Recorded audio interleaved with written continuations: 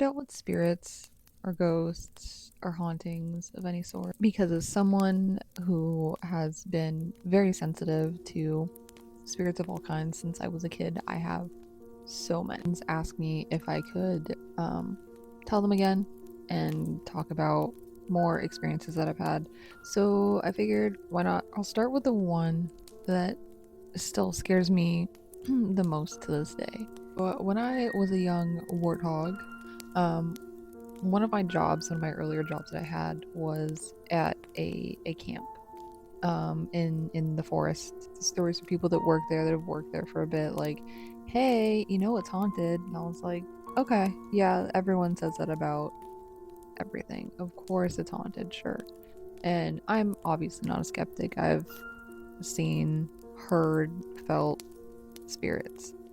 But even then, I still try and look for, the explanations for things because I don't always jump to, ooh, it's something supernatural. I want to try and disprove it. Many years of growing up watching ghost hunters will do that. A few months of me working at this camp, and I was with one of my coworkers. We were cleaning some of the bathrooms there, and it was me and it was him, and that's who was working in that little area.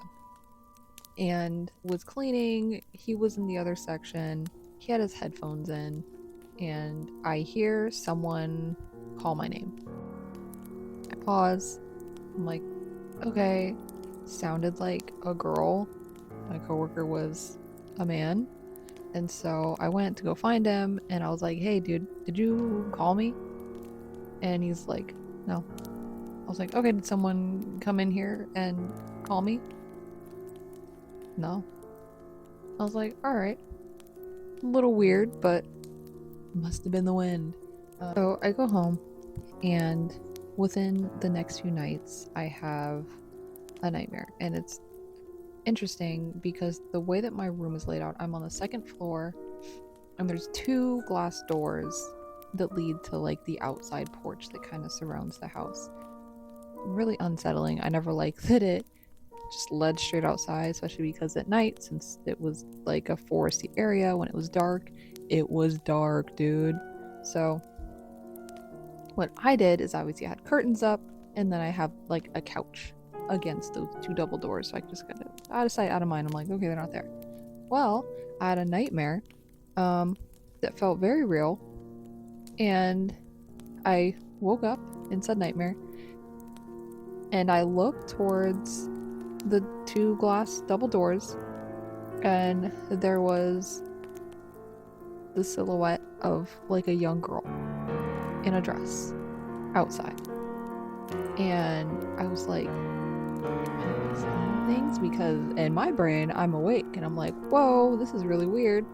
And she says my name. And lo and behold, it sounded like the voice at the camp in the bathroom. And I was like, that's weird. And then I woke up and I was like, oh, that was weird. I panic, I go, I check. Door's locked. There's obviously nobody out there. The scariest part for me was, and still gives me chills and just terrifies me to this day, was within the next week, I go to work as normal, nothing happens. I'm at home by myself. I have my cats, I have my dog, and my mom's at work. I'm upstairs in my room, and I hear footsteps coming up the stairs. And I'm sitting there and I'm like, okay, I didn't hear the front door, but maybe I wasn't paying attention. And I hear the footsteps and they stop at my door. And something fell off. Something, I say something because I know it wasn't a person, calls through the door and says, Sam, I need you to open the door. Whatever this was trying to sound like my mom. It sounded like my mom, but off. Like, obviously you know what your mom sounds like. and it sounded like her, but raw. And for anyone that knows moms, kind of just burst in your door. And so I froze and I waited, and my cats were sitting on my bed with me, and they looked at the door and they just sat there. Tried to open the door, like it jiggled the doorknob, and was like, Sam, I need you to let me in. Can you open the door? And I did not say a word. I just sat there and I watched and I waited because I was frozen in fear. Chills went down my spine as it said again, Sam, open the door. I didn't. I sat there and I called my mom and I said, hey, are you home? And she's like, no, I'm getting ready to leave work. Why, is something wrong? Told her to make sure she calls me when she gets home from work, so I know that it's for sure her. And then I explained everything once she got home, and she also was like, yeah, there has been quite a few times where I'm upstairs and I hear what I think is someone walking up the stairs, and then just nobody's there. And to this day, I'm really glad I didn't open the door because I don't know what I would have seen. Imagine waking up in the middle of the night to see your daughter in the kitchen. Except, it's not her. Welcome back to Michaela's Nightmare Narratives, where you send me your spine-tingling stories. Today, we have a story that was sent in by Lindy, and she explains to us her terrifying encounter with the spirit. So, dim the lights, listen closely, and let's uncover what lurks in the shadows. It was about 10 years ago when my husband and I got together. He has 3 kids, I have 4, and our 2 youngest daughters still lived at home. Not long before this, I had suffered a miscarriage of a little boy. The loss weighed on all of us, but life went on, even though the sadness still lingered. Our daughter Savannah was a senior in high school that year. It must have been October because the air was cold and sharp. One night, I woke up between 2 and 2:30 a.m. to use the bathroom. Everything was quiet. The kind of quiet that feels heavier than it should. Savannah and I have always been close, so when I stepped out of the bathroom and glanced towards the kitchen, I wasn't entirely surprised to see her there. She was standing by the table wearing her t-shirt and Nike shorts, exactly what she'd been wearing before she went to bed. "Baby girl," I called out softly, "are you okay?"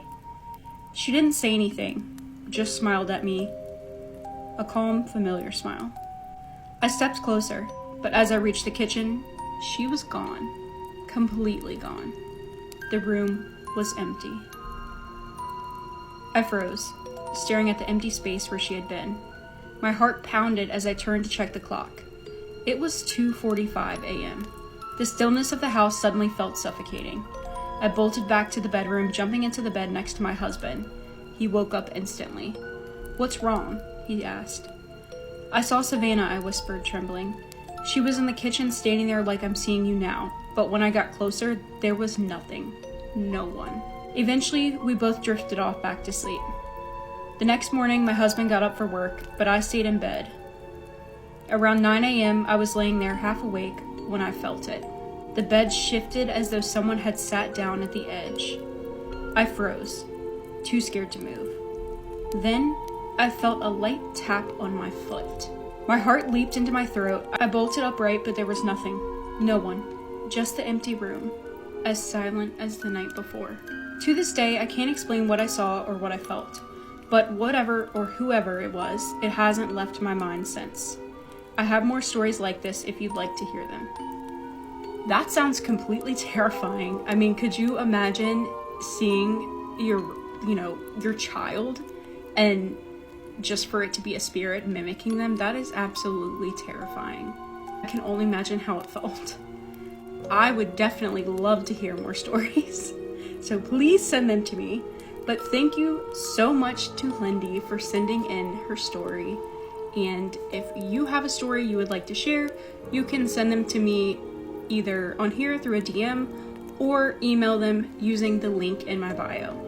But until next time, stay close to the light. Appalachia teaches you to trust the woods until the night after my grandmother's funeral, when her voice started calling me toward the tree line in her exact words. Hey there, welcome back to Pink Hair Ain't Scared. I'm Marge, your spooky drag storyteller. Let's dive in to another scary story. And this is part one of a collaboration with Chocolate Milk Ghoul. Be sure to follow her for part two. I grew up in a hollow in eastern Kentucky. The kind of place where the mountains close in so tight the sun doesn't hit the yard until almost noon. Our house sat at the end of a gravel road, half a mile off the country route. Nothing behind us but ridge and timber going up for miles. When you live somewhere that remote, you get used to the sounds. Birds at dusk, the crick dropping low in the fall, the smell of wood smoke that hangs in the air because the hills hold everything in. You learn what's normal out there, and you learn it fast. My grandmother raised me. My mom worked 2 counties over, so it was me and Mamaw most nights. Her on the porch with the light on, calling me in when it got dark. She always said the same thing. Come on in now, baby. Supper's getting cold. Every night. Same words, same tired music to it. She passed that October. Her heart gave out in her sleep. The night after the funeral, I couldn't sleep. So I sat on the porch alone, just me, the porch light, and all that dark past the yard where the gravel meets the tree line. That's when I heard her. Come on in now, baby. Her voice was coming from the woods. For half a second, my whole chest opened up because I thought, she's here. She's still here. I stood up.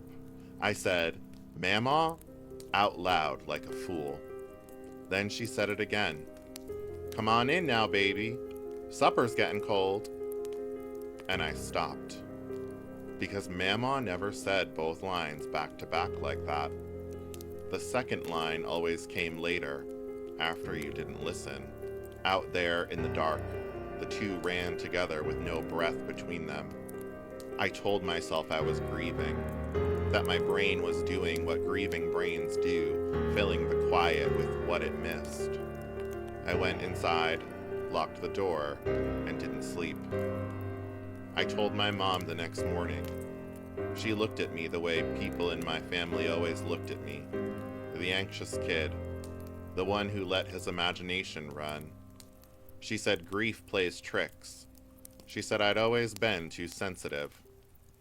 She said, gently, don't go telling people that.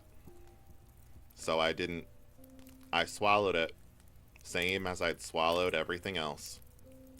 It came back that next night, and the next. By the third night, I was standing at the window instead of the porch, watching the tree line where the porch light barely reached. That's the part I still can't get out of my head. She was standing there, at the edge of the light, right where the gravel ends. The shape of her, the house dress, her shoulders, my grandmother at the tree line in the dark. But she was facing the wrong way. The voice came out, sweet and clear. Come on in now, baby. While the back of her head faced the house, her body pointed into the woods, calling me toward her, with her face turned away in the dark. Head on over to Chocolate Milk Ghoul's page for part 2. Imagine waking up in the middle of the night to see your daughter in the kitchen. Except, it's not her. Welcome back to Michaela's Nightmare Narratives, where you send me your spine-tingling stories. Today, we have a story that was sent in by Lindy, and she explains to us her terrifying encounter with the spirit. So, dim the lights, listen closely, and let's uncover what lurks in the shadows. It was about 10 years ago when my husband and I got together. He has 3 kids, I have 4, and our 2 youngest daughters still lived at home. Not long before this, I had suffered a miscarriage of a little boy. The loss weighed on all of us, but life went on, even though the sadness still lingered. Our daughter Savannah was a senior in high school that year. It must have been October because the air was cold and sharp. One night I woke up between 2 and 2:30 a.m. to use the bathroom. Everything was quiet. the kind of quiet that feels heavier than it should.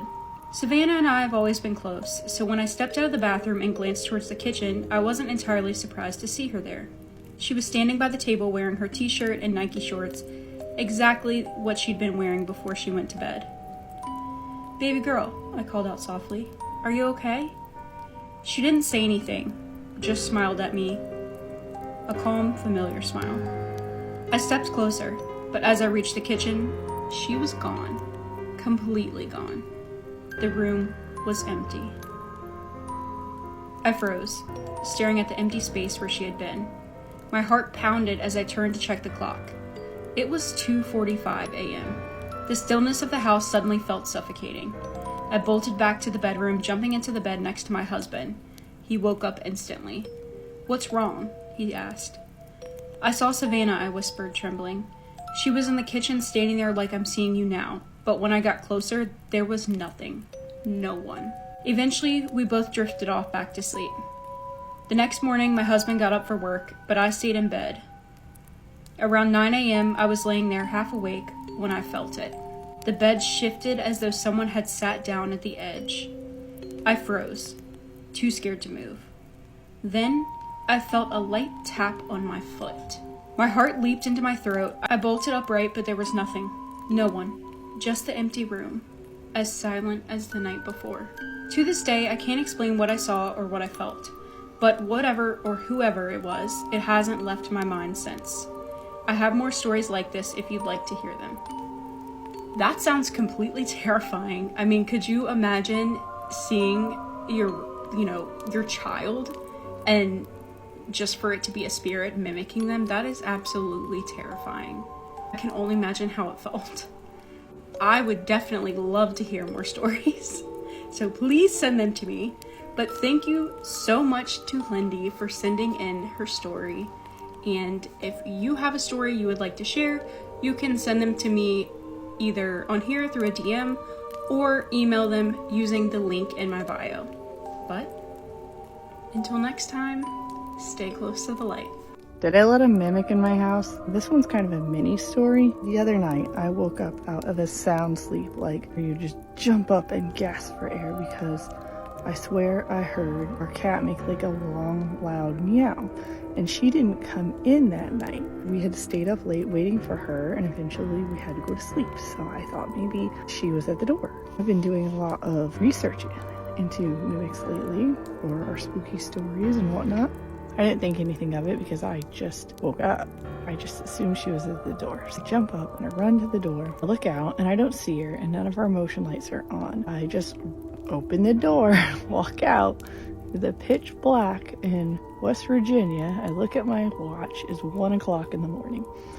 So I got on the deck and I start calling Naimu, the cat, and then I realized that our other cat, Mushroom, ran out the door after me. So now I am trying to catch Mushroom, and I'm chasing her around in the pitch black with no shoes on, and she runs underneath our solar panels, so I ran into the side of it with my leg, but I managed to catch Mushroom. Called Naimu a few more times and nothing. She was not there. So Mushroom and I go in, we lay back down, and maybe a minute after I laid back down, I heard the same like long drawn meow, like when a cat is panicking, pacing, wanting in. At that point I was a little bit more awake, and I was like, nope, I am not gonna get up and walk out there again. Like, it's not her. A minute later, I heard a loud bang in our kitchen. I did not get up, so I went back to sleep. So the next morning, the cat's there. I told my husband, and he said, "You just dreamed that? That sounds crazy." I said, "No, because I have a big bruise on the side of my leg from running into the solar panels chasing after Mushroom." Fast forward to the next night, both laying in bed. It's about midnight. My husband's watching a show, and we both almost, like, we couldn't tell if it was a cat or a person. A high-pitched, like, sound. Eventually, he goes, "Do you hear that?" And I was like, "Yeah, I thought it was like something in your show." He says, "No." So he turns off the TV. Both jump up. Again, it's really loud, and it's like a cat going, meow, outside. Now, mind you, this time, all of our cats are inside. Have the lights off. We look outside. There's nothing there. Nothing is setting off the motion lights. My husband looks at me and he goes, what did you do? Like, what did you let in? I'm like, I don't know. I was half asleep yesterday. We both go over to the side window and nothing. There's nothing out there, but you could hear it like really loud, meow, almost like it kept moving to different sides of the house outside. So my husband opens the window and looks outside. We saw nothing. You heard like bang, bang, bang, bang, almost like something scurrying or running. There was nothing outside that window for it to run on except for the ground. It wouldn't have made like a bang sound. Whatever it was, disappeared. No lights turned on, so nothing was running around out there. Got the window and didn't hear it again that night. Really strange. I don't know if my researching of such things drew something in, but me being half asleep just opened the door wide up and wandered outside. So, what do you guys think? Do you think I accidentally let something in? You think I'm going crazy? Let me know in the comments what you think, or maybe you had a similar experience. Comment down below and give me a follow and let me know if this has happened to you or if you've ever experienced a mimic. One Halloween night, a group of friends were outside having fun until they encountered a mimic. If you're new here, I'm Krista, and on my account I tell spooky stories either submitted to me or found on the internet. Today's story comes from Genevieve. This happened a while ago, but it's still the only time something like this has ever happened to me. We were at my friend's house having a Halloween sleepover. There was a bonfire going outside, and her older siblings were all hanging out near it. We wanted to mess with them a little, so we went over by her shed where there were these metal pipes sticking out of the ground. We thought it would be funny to crouch down and sing into them to make our voices sound louder and creepier. There were 6 of us, 4 on one side of the shed and 2 on the other. We had only been doing it for maybe about 10 seconds when all of us just stopped, because something was moving towards us. At first, I thought it was one of our siblings trying to scare us, but the way it was moving didn't look right. Its limbs looked twisted, and it was crawling. Fast. Way too fast. And I couldn't make out a face at all. We started running. We didn't stop until we got back inside and into my friend's room. She called her brother right away and asked if they were messing with us, but they weren't. They were all still at the fire or in the camper. While we were on the phone, someone joked about what it could have been. Right after that, there was loud knocking on the window, fast and aggressive. I didn't even look. I just shut the blinds and we all ran out of the room. When we told my friend's aunt what happened, she stopped us halfway through. She just kind of looked at us and said, "You shouldn't have been singing out there." That was all she said. Later that night, we went back outside to the fire. Nothing was really happening, but everything kind of just fell off. At some point, me and one of my friends walked a little further out toward the edge of the woods. There's about 200 feet between the fire and the tree line, and we stopped right where the yard ends. We were just talking like normal, not really thinking about it anymore. Then we both went quiet. About 15 feet in front of us, just inside of the woods, something was standing there. It was tall, way taller than a person, at least 8 feet, and it wasn't moving at all. Its head was tilted slightly, its arms were too long, and they bent in weird directions. We just stood there for a second, and then we ran back to the fire. We didn't tell anyone what we saw. The rest of the night was weird. Nothing huge happened, but it felt like something was still out there and watching us. The next morning, we went back to where it first happened. We stood in the same spots and talked through what we saw, and as soon as we got close to that area again, it felt cold. After a while, I started singing again as a joke, just for a few seconds. Then I stopped, because something repeated it, and not from far away. It was close. Same words, but slightly off, like it was trying to copy me, but didn't fully get it right. We ran immediately, and while we were running, I could hear footsteps right behind us. Heavy, fast, and way too close. This is so creepy, and this definitely sounds like a mimic to me. I'd be curious to know where this story takes place. And of course it had to be on Halloween night. Like, that just makes the whole thing even more creepy. But you know, like, if I was an entity, if I was a mimic, I would purposely go out and try to, like, start shit on Halloween, I think, just for fun. If you guys have any stories you'd like me to read, please email them to me, and I will get to them if I can. I will see you in the next one. A mimic was living in my house, and the first time we noticed, it walked out of my mom's bathroom, wearing my brother's face, while the real him stood right beside us.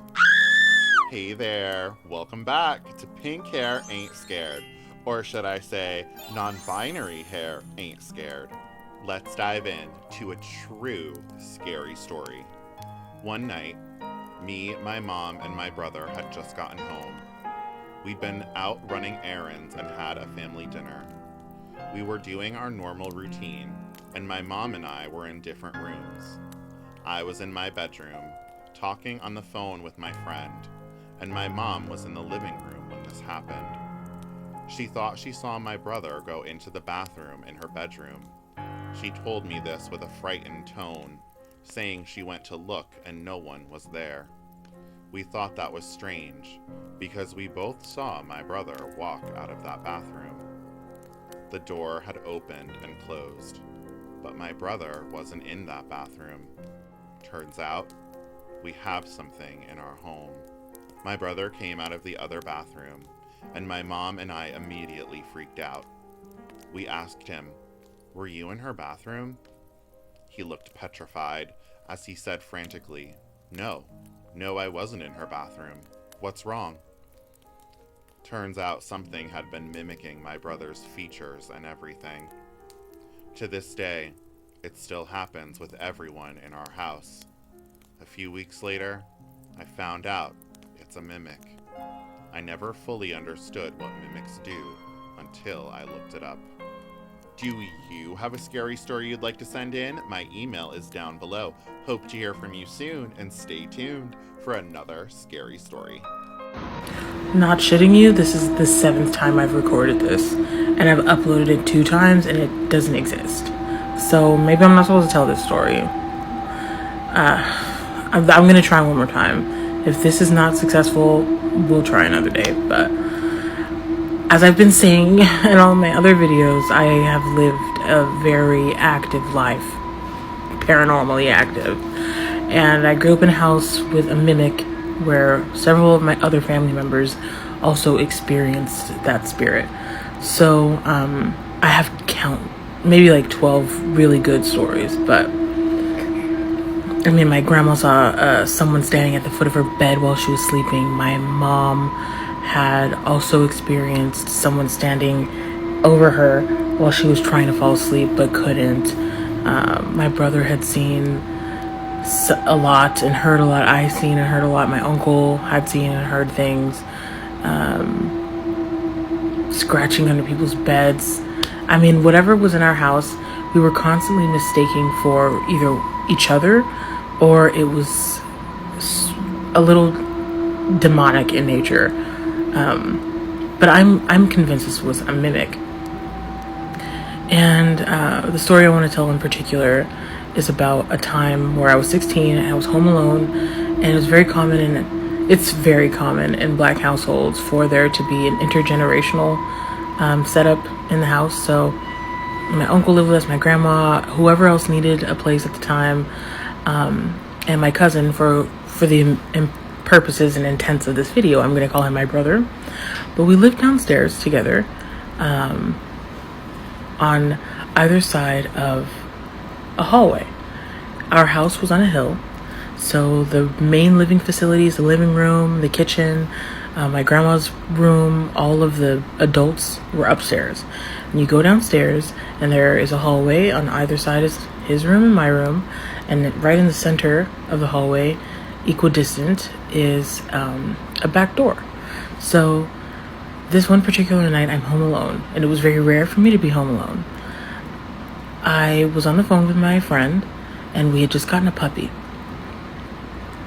This night, the dog seemed like she really wanted to pee, and I was on the phone with my friend, and I told my friend, "Hey, I'll call you back in a little bit. My dog needs to go outside." So I walked the dog outside, and just to describe things a little bit, because it's important to understand, there is a wooden patio on, and I'm coming up on the end of this video, so unfortunately there's going to have to be a part 2. If you know what a mimic is, you're going to want to stick around for this story because it might be one of the most convincing, if not the most convincing story I've ever heard in regards to mimics. So this person says, we have a mimic in our house. For years, my son kept telling me that he would hear me calling his name from the basement. I told him it was his overactive imagination and to ignore it.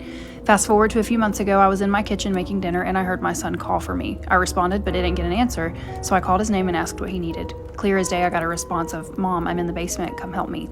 I almost started walking downstairs and then it hit me that my son wasn't even home. You guys, when I read this comment, I got full body chills. I have had my own personal experience with a mimic. It's real. I full on believe it. I have it pinned in my profile if you want to go see my story. But if you have your own mimic experience you would like to share, please do fill out my comments. I think it's super interesting and super scary. Stay spooky. How do you know if a mimic is near you? You start hearing familiar voices when the person isn't actually there. Like someone calling your name from another room when your house is empty. You hear conversations just out of reach, muffled voices behind doors or down the hallway, but when you check, no one is there. And it's completely silent. It gets details wrong. It might sound like someone you love, but the tone is off. The timing is weird. Like it's trying to be human and failing. And the longer it's around, the closer the voice gets. From outside to your hallway to right behind you. Some people say the final stage is hearing your own voice when you know you didn't say a word. And if you hear that, it might already be inside. And whatever you do, don't answer it. Next episode, we are going to go into some stories of people's experiences with the mimic. So look forward to those. Those are always creepy, of people's personal experiences. Also, sorry, my layout is not as spooky as it used to be. I'm currently watching the little one, so he gets to hear the spooky stories as well. So thank you. Follow for more if you have your own personal stories or one involving a mimic. Send to my email or DM me and I'll be sure to read them. Thank you so much for following. Bye! If you scare easily, keep scrolling because this story right here still doesn't sit right to this day with me. Welcome back to my page where I don't spill tea or brew coffee, and not everything that I serve is gonna be safe. So out of everything that I've experienced, the mimics, the shadows, the things that crawl in the dark, shadow people, this is the one that still sit like rot in my spirits. And it didn't come from me at first. It came from my son, y'all. And he was like 7. He was just outside playing in the yard in Short, Alabama, and he came running through that door with a look on his face that wasn't just scared. It was hollow, y'all. Like something had reached inside my baby and shook his little soul loose. He grabbed me and he whispered, "Mom, I just saw the devil." Now, I tried to be the parent. I tried to use logic, and I asked him how he knew it was the devil. And he looked at me with those eyes that was too old for his face, and he said, it was tall, red, it didn't have eyes, it had holes, and when it walked, it sounded like hooves, like them cows in the pasture. Now, that wasn't a child guessing. That was a child describing. Now, at that time, I was heavy into my dark work. Heavy. I was tapped into frequencies that most people don't even believe in. The kind of awareness that'll have people looking at you like you're crazy because you can feel things that they can't. So when he said that, something in me didn't dismiss it. I couldn't. I recognized it. But I still stepped outside to prove him wrong. I didn't want him to be scared. It was like 95 degrees. It was that thick southern heat. But the second my foot hit that grass, the temperature didn't just drop, y'all. It died. It was so freaking cold. My body like had these chills and my stomach turned instantly. It was like the air was stagnant and heavy, like I was breathing through something that didn't want me there. And I couldn't see it, but I felt it. And whatever was out there wasn't just scary, it was evil. And it wasn't, oh, I got chills, y'all. It wasn't a ghost, it wasn't a mimic, it was something older, something that knew it, I knew didn't belong there, but stood there anyways. And I couldn't call out, and I didn't take another step. I turned around and I went back inside, because in that moment, I knew my son wasn't imagining things. And that day taught me something that I would never forget. Kids, they don't imagine like we think they do. They just haven't learned how to shut their senses off yet. And when you're already tuned into certain frequencies, you know the difference between fear and presence. And whatever was standing out there in that yard in Shorter, Alabama, it wasn't there for him. It was watching the whole house. And remember, y'all, I had some freaky shit, creepy shit going on over there. Your voice is your one, but your children are your sensors. So if a child tells you something is outside, don't be so quick to dismiss it. Because by the time you feel it for yourself, it already knows you're there. So master your words, seal your home, and believe them children. They've seen what we've been taught to ignore. Best believe that. Hey Spooky Besties, welcome to the very first episode of Allegedly Spooky. I am your host, Melanie. The very first story that I have for today is actually submitted by my cousin Erica. So let me set the vibe. Erica has 3 daughters. The oldest 2 were upstairs, sound asleep, tucked away in their beds. Her hubby and her youngest, who was about 3 at the time, were in the living room watching TV. And mind you, it's a little bit past midnight and she's washing the dishes. Okay, so boom. As I mentioned, she's doing the dishes. So to her surprise, when her daughter comes running into the kitchen, past the kitchen and into the sunroom, she's like, what is she doing? It's late. So as a mom would do, she yells and is like, Caitlin, you need to get back to bed. You need to lay down because it's late. She comes back out of the sunroom and runs a little lap around the island and runs back into the sunroom. At which point my cousin decides that when she comes back out, she's gonna chase her to get her to lay down. When she comes out of the sunroom, my cousin goes behind her, chases her into the living room, where to her surprise, she finds her hubby and her daughter, the youngest, asleep. And what she was chasing continued into a dark dining room. So, a mimic? She was creeped out. She woke her hubby up and told him what happened. And I want to say that a few months later, she moved out of the house. If you ever experienced anything like this, let me know in the comments.